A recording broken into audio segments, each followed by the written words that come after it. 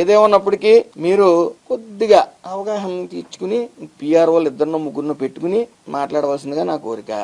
కళాకారులతో ప్రజలతో మమేకం అవటంలో తప్పుని వెతికిన మిమ్మల్ని ఏమనాలో కూడా నాకు అర్థం కావట్లేదు. కాబట్టి ఈ మగవాళ్ళని అందంగా ఉన్న వాళ్ళని వర్ణించడం, మీ ఇంటి వెనకాల సెట్టింగ్లు వేసుకోవటం, రిపబ్లిక్ డే రోజున బయటకు రాకపోవటం, సంక్రాంతి సంబరాల్లో అంటే అధికారంలో ఉంటేనే మీకు పండగలు గుర్తొస్తాయా? అసలు తెలుగు పండగల మీద మీకు అంత చిన్న చూపు ఏంటో నాకు అర్థం కావట్లే.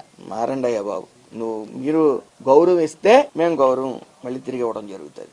ఈ జబర్దస్త్ టీం గురించి మీకు తెలియదు కాబట్టి మీ కళాకారిణి రోజక్క ఉంది, రోజక్కని అడగండి. శాంతి స్వరూప్ అని అతను మగవాడా ఆడవాడా ఆవిడ చెప్తుంది, ఎందుకంటే ఆవిడే జడ్జి కింద వ్యవహరించేది. అలాగే మీరు మీ రోజక్క గాని ఆ రకరకాల విన్యాసాలు రికార్డింగ్ డాన్స్ 5 ఏళ్లు చేశారు కాబట్టి ఆ రికార్డింగ్ డాన్సులు చూసే జనాలు మీకు 11 సీట్లు ఇచ్చారు. సంక్రాంతి సంబరాలకి కళాకారులకి రికార్డింగ్ డాన్సులకి తేడా తెలియని మీకు మీ ఏం చెప్పినా వేస్టే.